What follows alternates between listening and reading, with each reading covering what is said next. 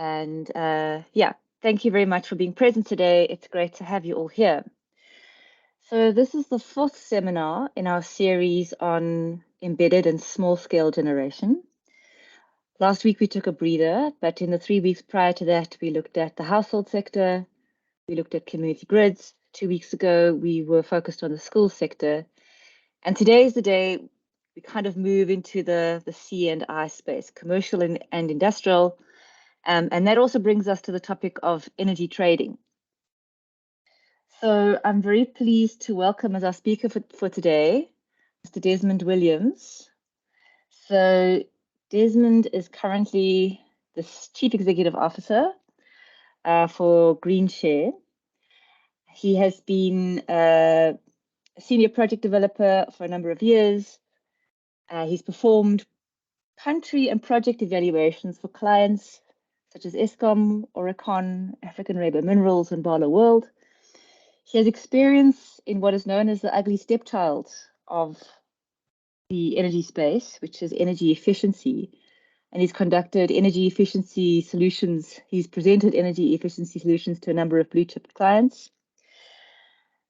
Most importantly, when I contacted Des and I started talking to him about renewable energy, I was really impressed by the kind of range and depth of his experience, that he had experience in participating or attempting to participate in the REI4P project. He has experience all over Southern Africa, and now more recently in energy trading through Green Share. So welcome, Des. I'm really excited to hear what you have to share with us today. When we're looking at a system of decentralized energy, what I really love about it is that it's creating spaces. It's creating spaces for market solutions in all sorts of niches and for a whole new variety of players. So it creates space for energy traders, which would be those entities that take energy off independent power producers and then redistribute it to consumers. And this has actually been going on for quite a while in South Africa. PowerX, which was the first energy trader to be licensed by NERSA, has been involved in its operations. You can go look at their website since at least the early 2010s, 2013, in my hometown of Abeja. To this point, NERSA has licensed 4 electricity traders, which are PowerX, Empower Energy, Entana Energy, and then the latest one, the Energy Exchange of South Africa, which has got the interests of Remgro and Johan Rupert. So I thought that was really interesting. The regulatory requirement is of course set by Section 7(1)(c) of the Electricity Regulation Act of 2006, which says that no person may be involved in trading without a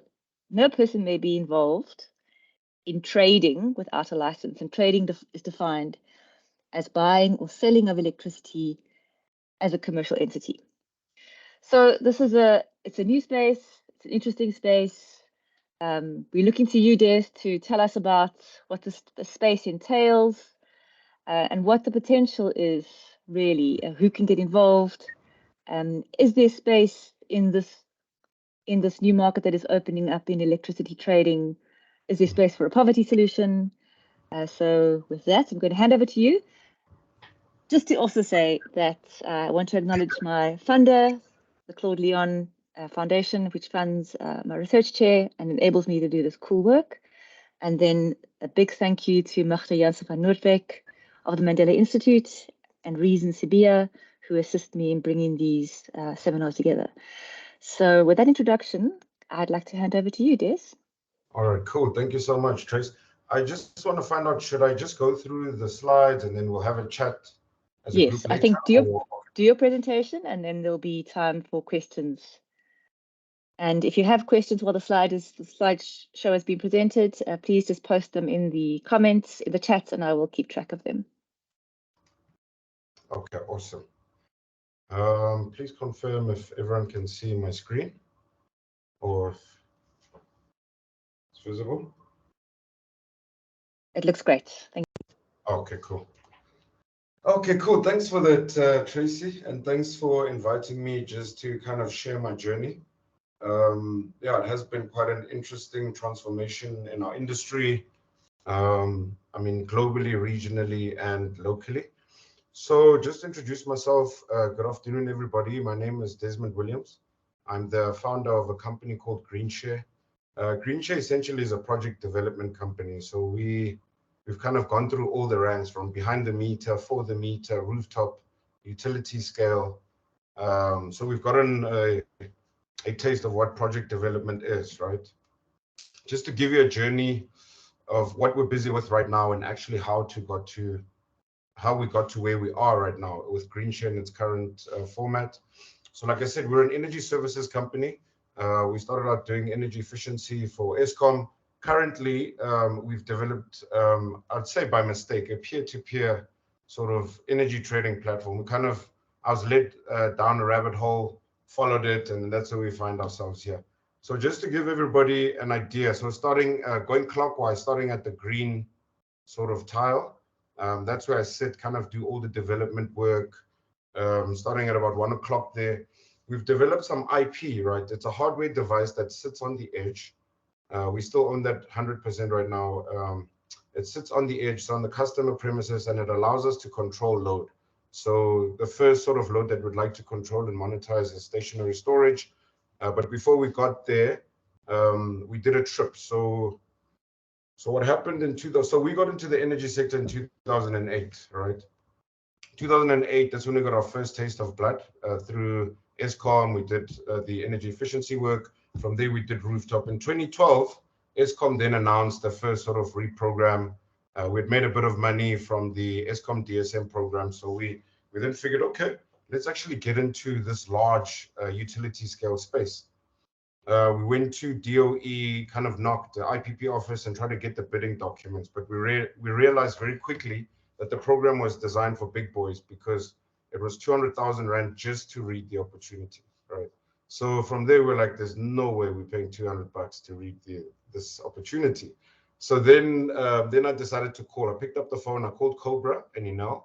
They are a Spanish and Italian utility based in Santon. So I was like, guys, what can we do to participate, right? They were like, I said, can I use my youth status, my black status? Can I raise a bit of money? So the guys were like, okay, the one guy pulled out a list of licenses. I think he was from the Italian utility, He pulled out a list of licenses and he was like, dude, grab this, go into SADC, get us a project and we'll either partner up with you or we will buy the one from you, right? So this was 2014. Yeah, 2013, 2012, 2013. So then my friend and I get into a car and then we get into SADC, right? We developed the SADC strategy. We start in Namibia. We incorporate in Namibia. We go to Swaziland, Lesotho. We end up in the Congos, up north SADC, end up in Congo, DRC, Congo, Brazzaville. So cut a long story short, our approach was to offer them finance, basically full EPC, finance, engineering, procurement, construction, everything. So all we wanted was an offtake agreement. We offered it to 8 different utilities. Cut a long story short, today that project that we got in the DRC. So we approached Snell with about 8 sort of developers, lawyers. We got someone from ENS. We managed to sign a framework agreement for 500 megawatts in the DRC, in the southern part in the Lumumbashi region. Today, that project, we've got a big partnership with World Bank and some of the other leading developers in the world. Hopefully, it'll be in the news within the next month to say that it's approaching or reaching financial close. So this is where the story began. So 2015, now we've gotten this project, we've diluted. The Congo project is there. We own a small percentage of it. Over time, we diluted. So 2017, I do a trip to San Francisco, my first time in San Fran at the time. So I was blown away by like just what they were doing with technology. And I was like, dude, are you going to be selling solar panels and doing all this stuff for the rest of your life? And then I got back home and it was around about the time when people are doing kind of deep dives into CFA, MBA. So I was like, okay, cool. Let me just actually do software. So I did software because I'm trying to fuse this project development experience that I have and with software where the world's going, where Silicon Valley is doing this stuff. So then I got to learn the lingo And then what happened was I approached the city of Johannesburg. So now in terms of the clock, so we're at 12 o'clock. Yeah, we've developed the IP. I was telling you guys about how we developed the Green Shield Congo project from 3 to 5. And then now we're starting to develop the software, right? And this is where we are, what I'm going to present. But going up to about 11, we then realized that we had to apply for an energy trading license. So my first dab at the energy trading license was 2017, right? So in terms of our problem, there's a big problem in South Africa and SADC. Here's a picture of South Africa and SADC. You could say at night it's very dark. There's a lot of work to be done by call it developers, right? Just to give you a bit of background into energy trading, in Africa, we saw the first sort of use of systems agreement in the early 1950s between SNEL and ZESCO, where they kind of did a cross-border bilateral agreement. And then in 1995, we had that intergovernmental MOU where all the countries' utilities essentially signed an agreement to be able to build a power pool. 2009, we saw the granting of the first energy trading license to Amatola, now known as PowerX. And then in terms of the market transformation, right? Internationally, there's a lot of beautiful standards that are being published. With the most recent one is the 2030.5. And then in 2020, I remember just before COVID, I was very excited. NERSA published a ministerial determination saying that they're going to allow storage and BESS, whereas before it was just strictly just PV. We've seen some great reform also fitting the energy sector into the Municipal Finance Management Act with City Power and the City of Cape Town with their feed-in tariffs. So now I get back from San Francisco, back to the story. I get back from San Francisco, I go to UJ. I've got 2 batteries and some wires and a PV panel. So I'm like, guys, please can somebody help me? I want to move this battery power generated by PV from this battery to this battery and then back to that side. Can somebody help me? The one guy's like, yeah, there's no way. And then luckily there was another sort of Bhutanese man sitting in the corner. He also worked for PETS. I think it was PETS at the time. I think it's the process engineering something department, right? So he was like, okay, cool, we can actually help you build it. So on the right side, you've got basically all the components that you would have in a C&I sort of installation or residential installation. Top right, you've got a battery analyzer. On the left here, you've got a smart meter. On the right, we've got a plugged in heater / fan, which represents our load, and then we've got a transmitter which transmits to our software. So we then built this system, this lab prototype, and then on the left, it's what it looks like on the outside with a panel. So it's like a simulation of a house. But what's interesting about this is that everything that's in here is actually financeable. You can raise capital, and actually you could generate enough revenue to pay this thing back, right? So that Bhutanese guy, his name was Day. Obviously, we'll never forget him. He was like, go to Department of Science, TIA, the Agency of Department of Science and Technology, and he says they will give you some money, and then they'll pay me, and then also register your see if there's novelty. We checked, and there was novelty. Then we registered that. So everything that was in this box, I then started to build in my house. So I hoyed the solar panels, I hoyed the battery, and then it was working, right? I was very excited, but then I got a rude awakening. Someone was like, this is very cool. However, this is a heavily regulated space, so you need to go and get a license, right? So I was like, oh yeah, actually, obviously. So I get into the car, I drive to Pretoria. Then I'm like, okay, guys, I've done a bit of research. I know that there's one energy trader in the country. Please, can I be the second one? And then the guy gave me an application. I've been working on that application since 2017. Today, we've got one kind of condition left to have that met. So in terms of our IP, so now I've got the system built in the house. I've got the energy trading license in the system. And I mean, as you go, they send you a letter and they minus the one thing that you've achieved, which is quite exciting. So what have we built? We've built a hardware device that's quite pretty, in my opinion. I didn't want it to be in the garage where it just sits with all the other electrical elements. I want it to be a beautiful box where you can see how much power you've got. And this box has actually got 16 sort of input-output points. The first input point that we're looking at is obviously the stationary storage. We're going to look at mobile later. We're going to look at waste later. So the box sits there. It's got different indication lights. I'll show you guys a better picture afterwards. They will show you when there's a when there's a particular grid event. If you're signed up for demand response, it will give you an indication. So without really touching the box, you'll be able to know what's going on, right? Just from the different lights. If your EV is full, or if it's charged, or if you need to sell, or whatever the case. So then I realized, I was like, oh, damn, I'm actually building a virtual power plant, because if you look at how power plants work, we kind of going to have similar control, because I have a control over a fleet of batteries within a particular grid topology. So I was like, okay, cool. Now I've got an understanding of exactly what we're doing. So then I approached people, 100 people on the City Power network. I was like, hey guys, do you guys want free solar and storage? They're like, yes. So I got them to sign up, right? I signed a pro forma PPA. This was 2019, I think. A pro forma PPA, 100 of them. They must have a fixed internet line.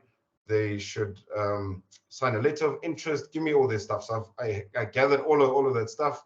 And then City Power wasn't ready to engage with me. Then I got one guy who was on the Eskom network. They kind of had a complex of 100 people there. I made the same offering to them.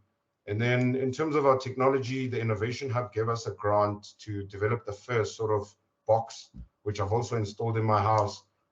Back then, we were able to then sign a 50 megawatt PPA with an IPP. That one's at financial close now. So our approach is not necessarily to go for that large utility scale market, although one or two will help us as like almost like an anchor tenant, right? You have one large sort of PPA paying the bills, and then we can kind of focus on the clean tech side. Yes, on the clean tech side, yes, you can scale that business, and I think most of the traders are going to take that view, trying to go for the big things, trying to get a big pipeline, but we get a niche market where we can get full control behind the meter as well. So yeah, and we've got a use of systems with the municipality where our IPP is, and over there we've got some ideas on how we're gonna kind of change that. So we learned a lot. I learned a lot from our Congo project. We offered zero capex solutions to utilities, and my thinking was we can do it for households as well. But if you band them together, I mean, the off-taker there in Congo wasn't bankable at all, but they had beautiful mines in the area that were bankable. So what we had to do was we signed a main PPA with the off-taker, the utility, and then we signed 10 subsequent PPAs with the mines around. So just in case SNEL doesn't pay, and we got into an escrow arrangement with them where they never really have full control. So we would come up with some pretty interesting sort of solutions in using various financial packages to leverage and actually have this benefit everybody. This is what the box looks like. I mean, the whole idea is that later you can just go to the box and say, hey, Green Share, what's my status? And then it will tell you, oh, you've got so much in your EV. What are you doing? Are you working from home? And you're like, okay, cool. Please prioritize and sell all of my stuff. Or maybe if you've got a meeting, I think once we've got EVs, it will be determined by what's happening in that particular grid. There's no point in driving your EV in a particular that's heavily grid congested, because what's the point, right? You're going to have to kind of see where it's most beneficial for you and whoever your counterpart is that you're meeting with. So what we've done is we're raising capital on our balance sheet, right? Using our license, and we're going to hold that and then securitize all of our, so let's say all of our people. So let's say we've got 200 of our customers. They don't really, I mean, we'll FICA them and do all that stuff, but we just want access.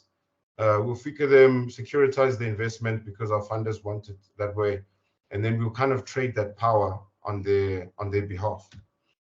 And then obviously we've seen the standard offer PPA program with Eskom. We're going to try maximize on the dynamic tariff, and obviously the most lucrative one at that point in time. I mean, very similar to flights.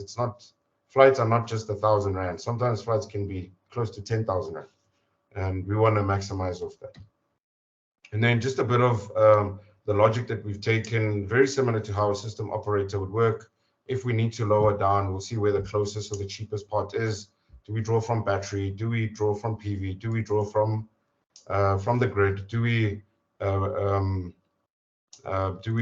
kind of export right now? So that's pretty much our logic. And then, yeah, 2018, you know, it's kind of running scenarios about, okay, if we were to have an energy trading app, how would it work? How would the permissions work? Who would the admin be? You know, who's John, who's Mark, yada, yada, yada. And then our approach, like I said, is a two-prong approach. We've taken a 50 megawatt at obviously a low sort of tariff. What does it take to break even? And then in 2017, I actually approached Vega Branding School. They've got a very interesting program where it's called Vega, it's called Brand Challenge. So most of the companies, like the big sort of companies, NGOs, they go to Brand Challenge and you pay like a small amount and they put their students in various sort of disciplines, right? So in strategy and business and application, game development, whatever.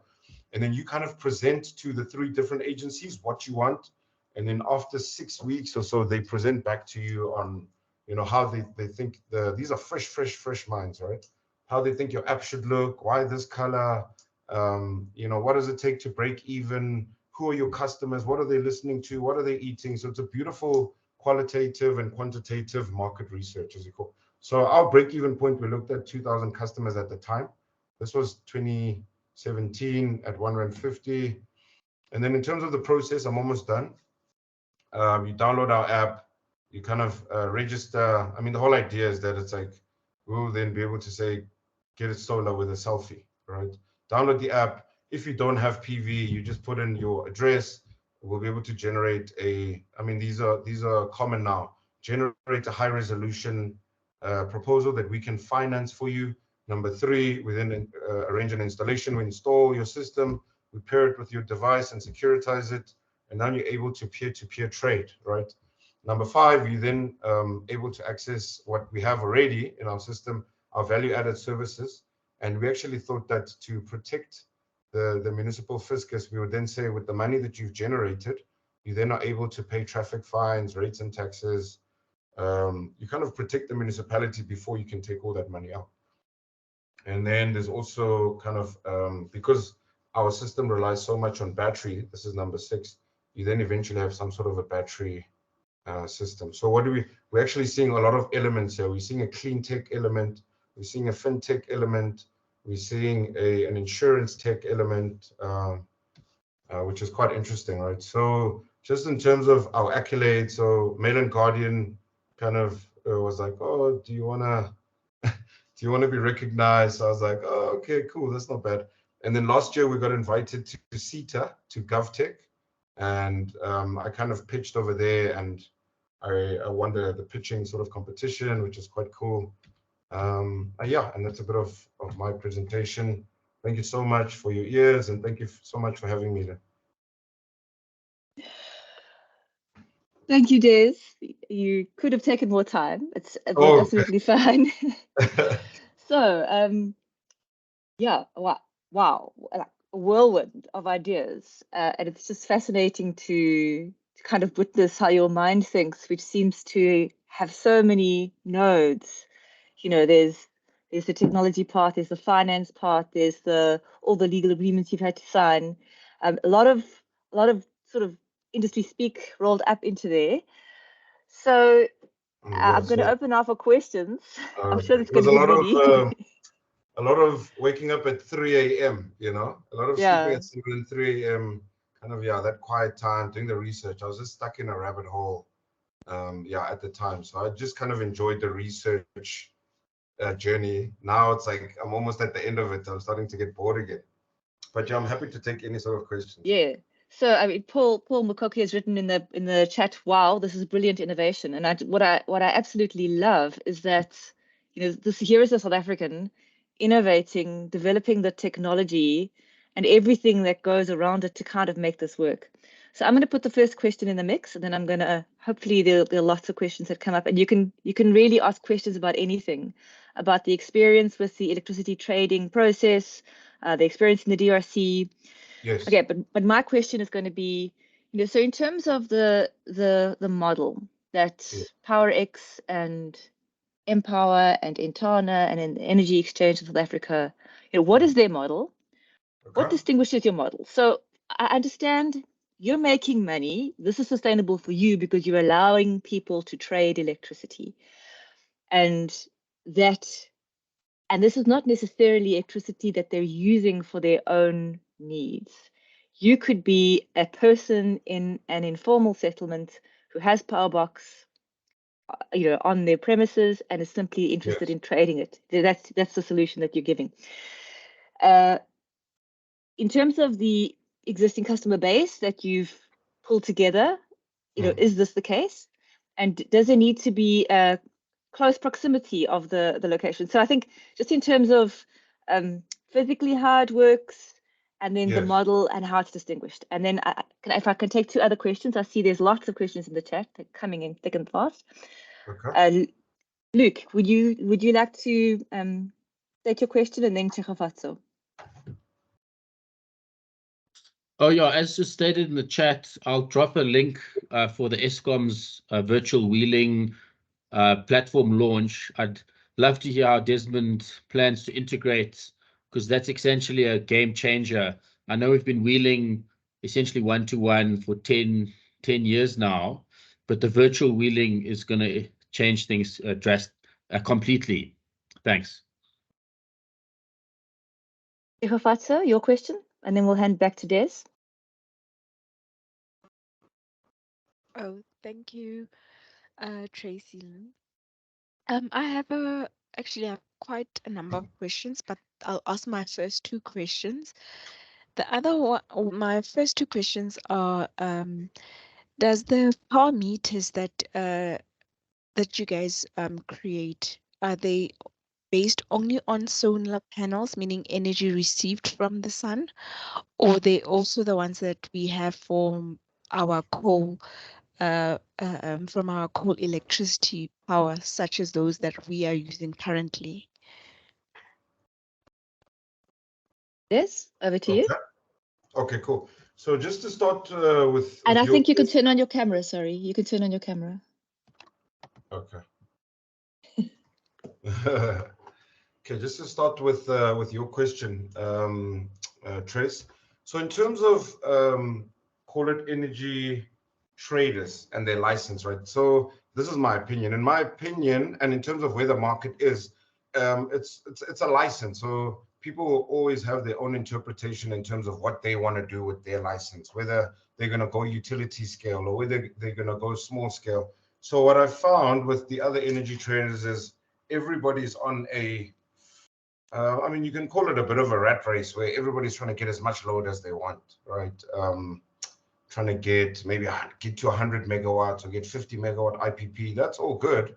So I think our model is a little bit different because we're going to have one or two big ones, like I said, as an anchor tenant, which will assist us with being able to get most of our work done. But what I'm looking to do with the business is to build a small load where we can test different scenarios, right? So we want to be able to offer solar to people for free in exchange for access to your FICA information, so that we're able to raise money off a juristic person, and then also access to your electricity meter. But we'll see. The market will evolve, and we'll see how people then reinterpret their energy trading licenses. I mean, there's essentially three markets that energy traders also could look at. It's our sort of primary market in SA. It's the secondary market in SADC, and then it's the tertiary market now in Africa, which is obviously still very, very early stage. And then you asked, how does it work? I mean, how the box essentially works is we connected. I mean, think of how it works now. Right now, you buy a solar system, and you get your benefit. So you've blown 200,000 rand. You've got a solar system at home. What our solution is and how it works is we're saying, if you're not home, Tracy, and maybe you are out or you're at a seminar late at night, we can use the power that's allocated to you every day. And people don't finish all the power that's allocated to them every day. We're saying, if you haven't used that power, we can sell that for you and make you money at the end of the month, 2,000, 3,000 rand. So essentially accelerating your return on investment, right? So very similar to, so imagine all the money in your ashtray. had somebody kind of invested that and was the custodian of the money in your ashtray. So we've taken that money in the ashtray view to renewable energy. So in some aspects, we could then look at maybe the congestion within the grid, the operating envelope, and then even double. So we can say, okay, actually we can do 2 batteries with this particular part of the grid, and then maximize of that. And then in terms of our clients, we've taken a very interesting view, because I mean, we've looked at everybody, right? So we're looking at residential primarily, because that's the most expensive power. We've taken a view on utility scale, which will give us that base where we're allowed to make mistakes. And then we've also got a few corporate and industrial. So if we can get a good band of customers in a particular grid, and we're able to manage it. So when the grid needs 3 or 4 megawatts, we can kind of assist them with it. When they need us to suck up 2 or 3 megawatts, because what does it look like in complete totality? We will then come in and offer you smart plugs to put into your aircon. And then at a particular time of the day, we could just say, you know, we need to turn on the 1,000 aircons in our network, and we burn, instead of them cranking down Kusilo Mudipe. So that's that's what we're looking at, and there's revenue on both on all sides, right? And then the question on the virtual wheeling platform from Eskom, absolute game changer.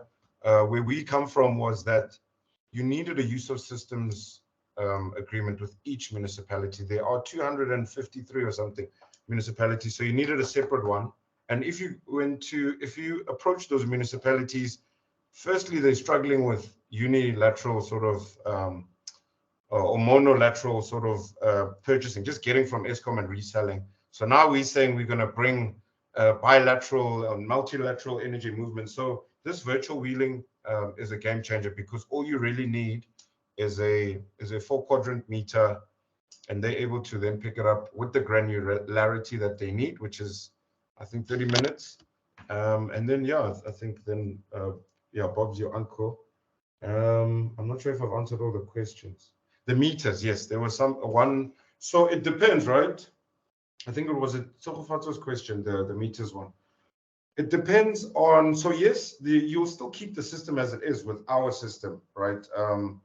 And what it does is we then aggregate all of that telemetry, all that data that's in your house. We're then able to aggregate it on our device using the gateway, and then we're able to send controls, command and control. So restrict it, throttle it.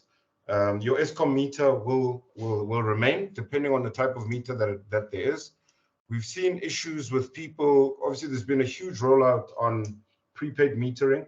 We've seen issues with people that have prepaid meter that have installed PV, because once you generating over peak, then it starts to almost looks like you're tampering with your prepaid meter. So the prepaid meter will shut down. So what we're getting now is people now have to go back to postpaid or get a separate 4-quadrant meter, particularly for this.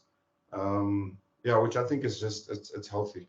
So I hope that I've answered the first couple of questions. So just to clarify that last question, what you could be trading both Eskom power or city power as well as renewable power. So you'll have multiple supply. Sorry, I'm not sure if I get it. So the energy that's traded on the platform that you're providing, is that going to be purely renewable energy from solar, for instance, or is it going to also include power that you're not using, you know, city power, for example, or just renewable power? It will be purely ours. And with our system, I mean, with any good sort of solar system, you always need to have PV, right? If you're to order PV today, they will spec your system, and they will connect what we call essential load or non-essential load. So we will still do that. We won't do your oven. We won't do your geyser. That will still be from Eskom. We will spec a system that will give you your essential load, and if there's surplus, we will sell that surplus. So we don't take you off the grid completely. Yes. So, but what they're saying with this virtual wheeling platform is you're still going to pay Eskom as normal, and then you'll get a rebate through this virtual wheeling platform. So you'll probably have to sign up yourself or sign up with an energy trader. You'll pay Eskom, and then if you've traded or if you've sold 50% of that, you'll get 50% of the bill. So we've just kind of submitted our first two. So we still yet to see what it looks like in de facto. Great. Okay, I'd like to take some more questions, please.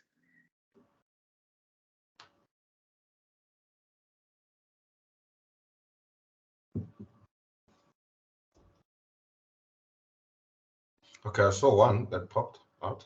Yes, does green share? So Luke had a further comment about, can you mobilize a subsidy from government to upgrade all these PV battery systems so they are bidirectional? And then a further comment about the 15,000 Rand solar tax, which we covered in the first seminar, just entrenching energy poverty. And then secondly, from Murendeni, does green share trade? Okay, great. Murendeni, you're going to have to spell out this acronym for me.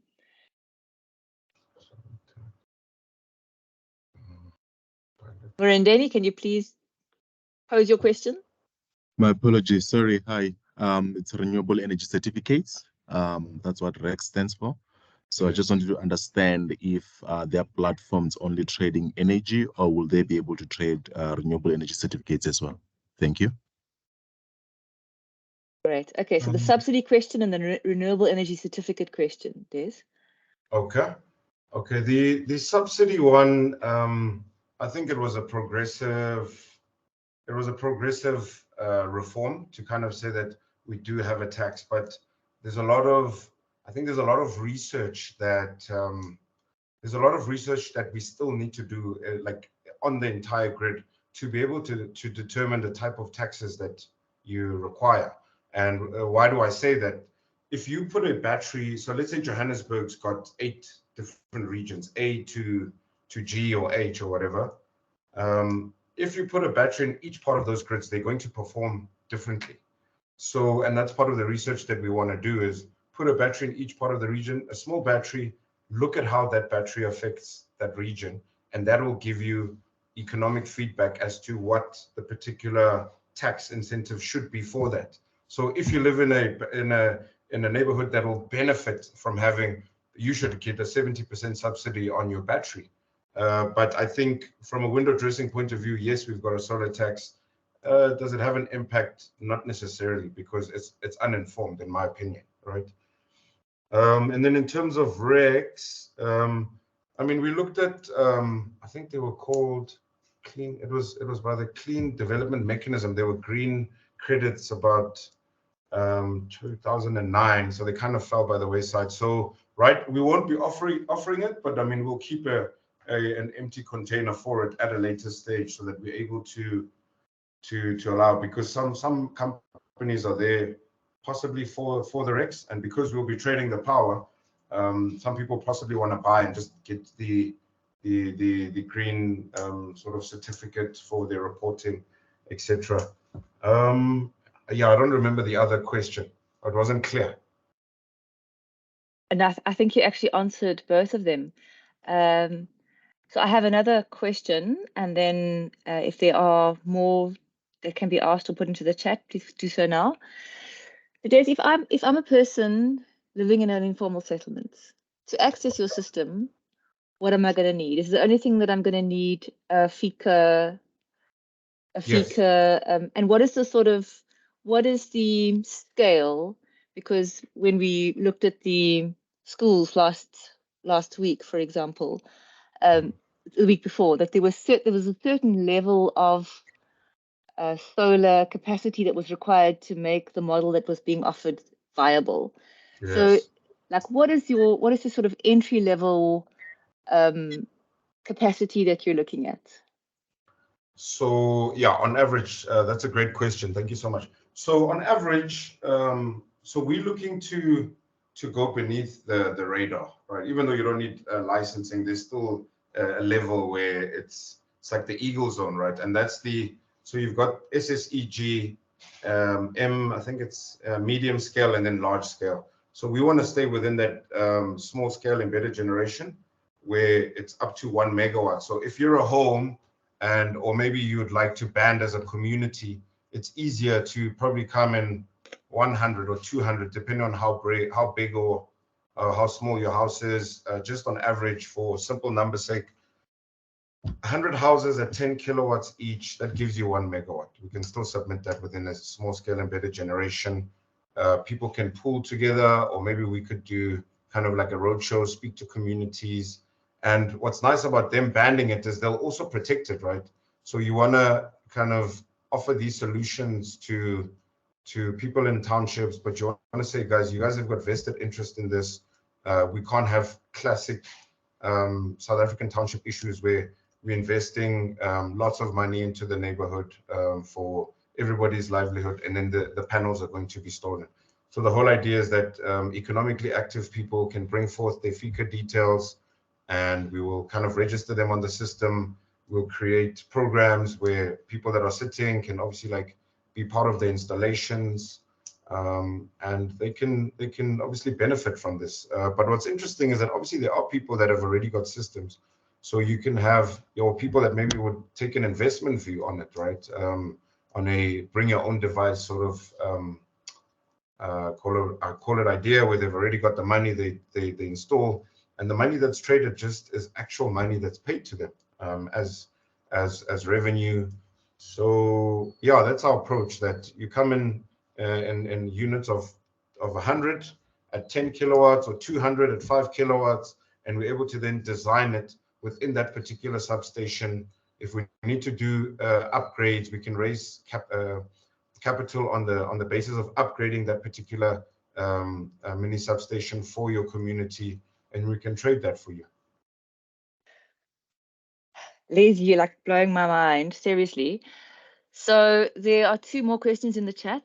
The first from Alicia. Alicia, can you state your question, please? And then Chigafatso again. Sure, thank you, Tracy and Desmond. So I just want to know, I think you mentioned, and I don't know if it was submitted then or you started the process, but that your trading license application process, I think, commenced around 2017. And it's just whether or not you can provide some insights into the process with NERSA to date, and what are the main stumbling blocks that you faced. So what are the main stumbling blocks? So we, the big one were use of systems, right? So the application itself is very simple. It's free. They'll give it to you when you go there. Essentially, you need to get 3 fundamental documents, right? You get what they call a GPPA, which is a generator PPA. You get that from an IPP. You get a use of systems agreement, which is the licensed distributor that sits in the middle. It's usually a municipality. And then you get what they call a CPPA, a customer PPA. So from 2017, that's what I was kind of obsessed with, right? Getting that. So I got the GPPA, and then maybe a year later, 2 years later, I got the use of systems. And at the time, I was running around saying, okay, cool, let me find all these CNI customers. And what you find is that yes, we approached all these factories and mines and whatever. But what you find with that model is those customers are finite in terms of their load. Yes, it's fine to be able to get it over the line. And while I was developing, I was still waiting for CPPAs from those customers.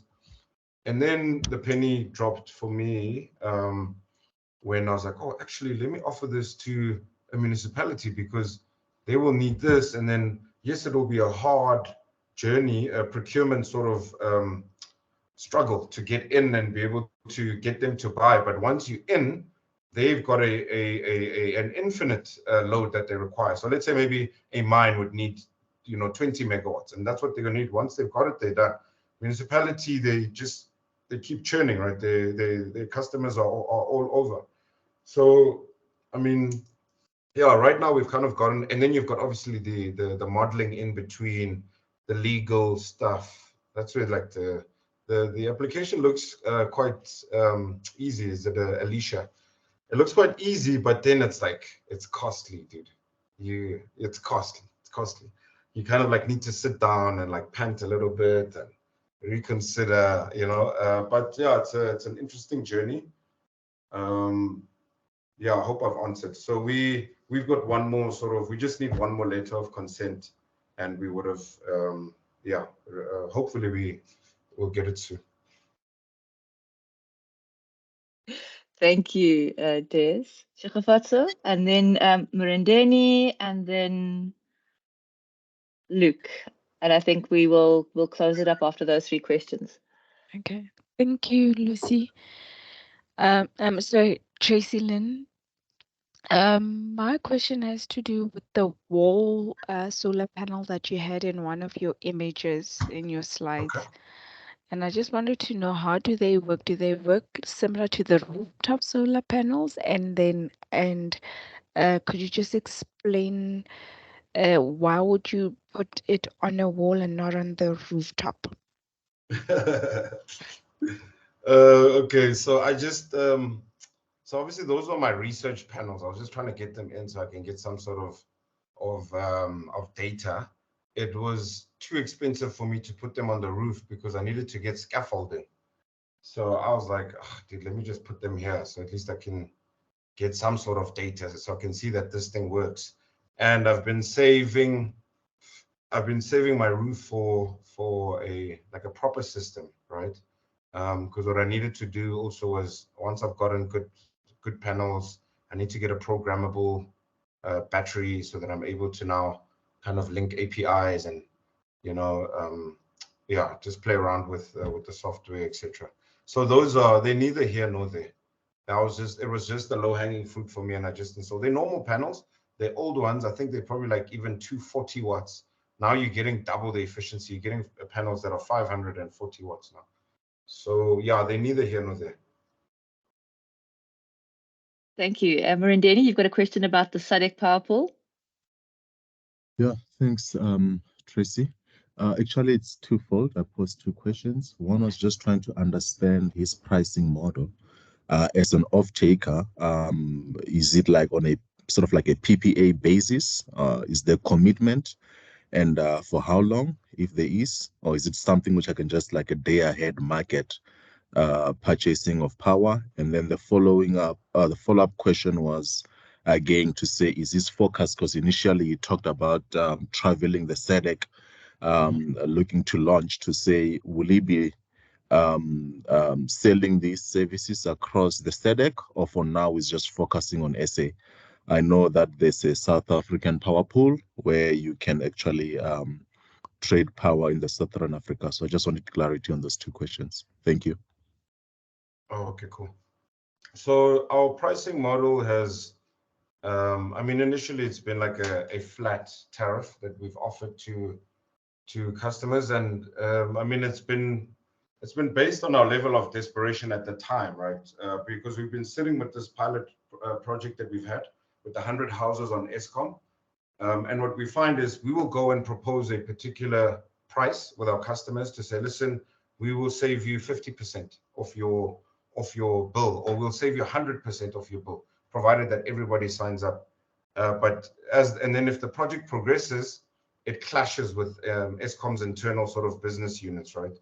And right now, Eskom has just been awarded, call it a time of use tariff, right, for residential and all of that. And that you get a market now that starts to market development. So we're moving away from a single buyer model where Eskom used to be the only buyer, SBO, and now we've got almost like multiple buyers.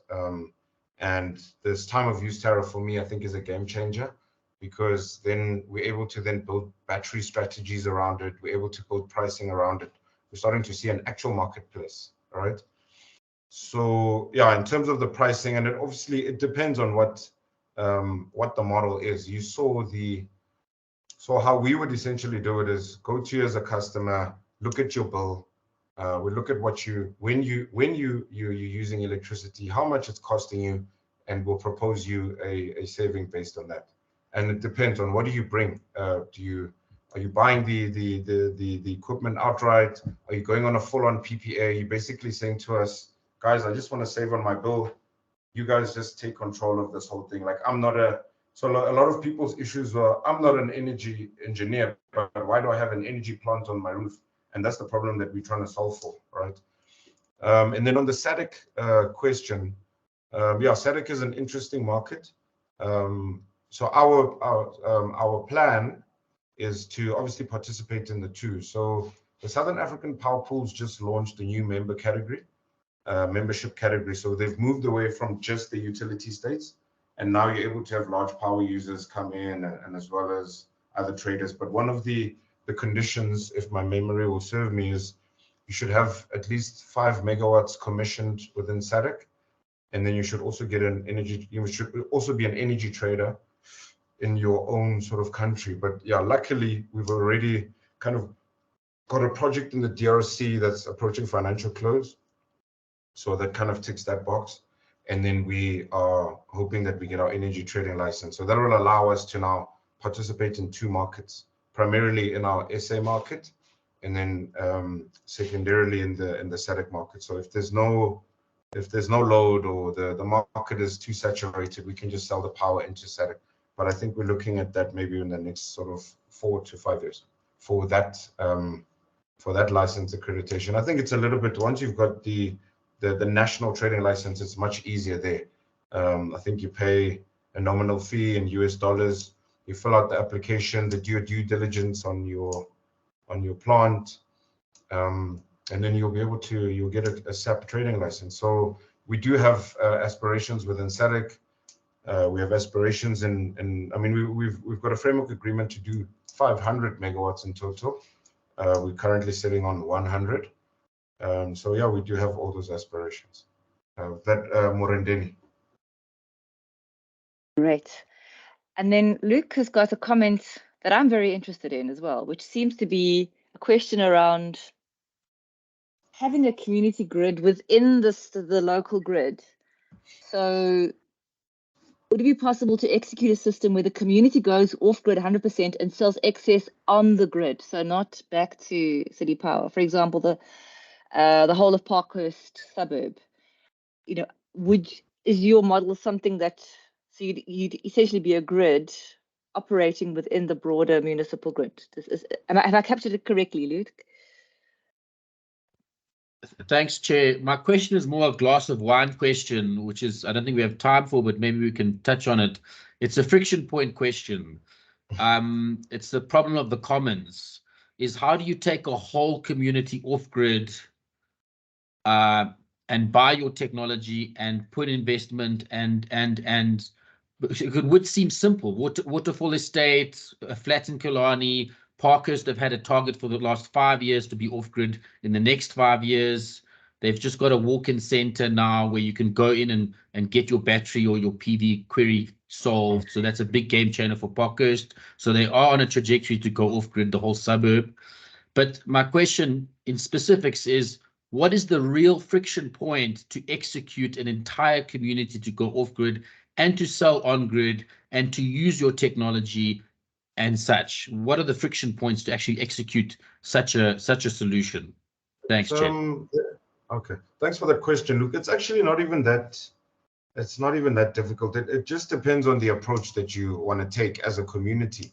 Would you want to have one sort of centered battery, which gives you a bit of a concentrated risk, or you can just even go with this approach, have multiple distributed energy resources. So everybody, and that's where our IP comes, right? So some people are taking a microgrid approach. Some people have taken a utility grid approach. We've taken a nano grid approach, right? So every little piece of the grid matters. And then if you aggregate those together, then you have that solution that you're speaking of, but never in isolation, right? We're isolated. We're important as a single unit, but we can't work in isolation. We still need to be a part of the grid. We still need to pay the grid, because if there's no sun for a couple of days, you charge our batteries with the grid. We will just reduce our reliance on the grid by huge percentiles and sell that power back into the grid. Eskom's got multiple markets where they can sell that power, so they'll still be able to generate some good revenue themselves. So it's not that far-fetched. You just need to have systems that will be able to act in concert and that don't have concentrated risk. So if you go down, Luke, you're down, it's isolated, they'll come and they'll fix you. but the grid then will still be able to assist you. Yeah, so if Eskom's down, for example, everybody's got their own individual batteries. They can then last for those 2 or 3 days.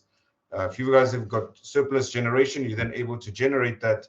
I mean, we've had scenarios that we've modeled where client will generate, and then the model comes out where your rates and taxes are now free. You know, with all the money that's generated, it goes to levy-free estate or rates and tax-free community, depending on how you want to organize yourself as a community. I think it's a little hurdle that you can just walk over, actually. Okay, Luke, it feels like your mind runs at 1,000 kilometers an hour.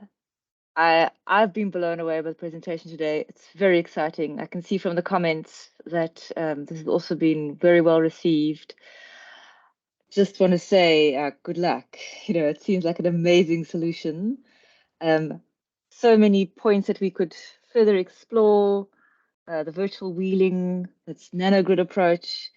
But thank you so much for sharing your expertise and your knowledge and your vision. It's fantastic. Thank you so much. Thank you so much, Chris. So okay. I've just been trained to go through my pitch quite quickly. So sorry for kind of rushing through it. But yeah, I was just trying to save people some time. Did we do it with 30 minutes to go? We seem to have, unless there are more questions.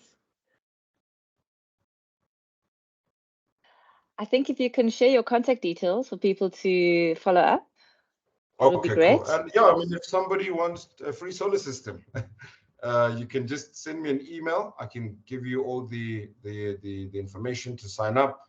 It's I can put it in the group, but it's just info@greenshare.co.za. We can sign you up. You can put your communities together. Again, it's a pilot that we're running, right? So a lot of the communities that we speak to, we're building our frequently asked questions. A lot of people, we spoke about insurance convergences. Who's responsible for this? Who's responsible for that? And we're just like, guys, we don't have all the answers. And these sort of platforms are amazing because it's out of duress. It's like roundtable type vibe. We all kind of are sharing these ideas with a vision of trying to fix and reach and change the rules. The rules are changing. Ideally, once this thing's gone, you know, you could kind of move it into an NGO where everybody gets to benefit from this solution. And that's how I see it. So yeah, if people are keen maybe to take a view, to get the system, we'll install our box, give them a free, and the system that we're trying to go with first is a Tesla Powerwall 2, because it's a tier 1 sort of battery. It won't give us too many issues, and then we'll have a look what happens at a later stage. Fantastic. And the comment I also wanted to make is that it's initiating, triggering new forms of solidarity and democracy around energy solutions, which is perhaps just a, you know, like a side effect of the technology and the systems you're developing. So thank you very much, Des. And then I just want to say that our last seminar in the series is going to take place next week, and we're going to be turning to municipalities. Our guest speaker is Susan Knox-Mostel from the City of Cape Town.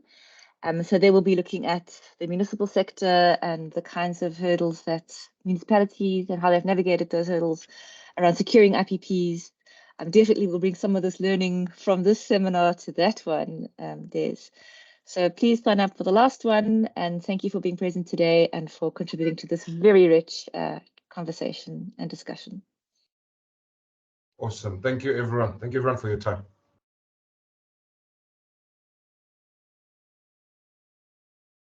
Cheers, bye.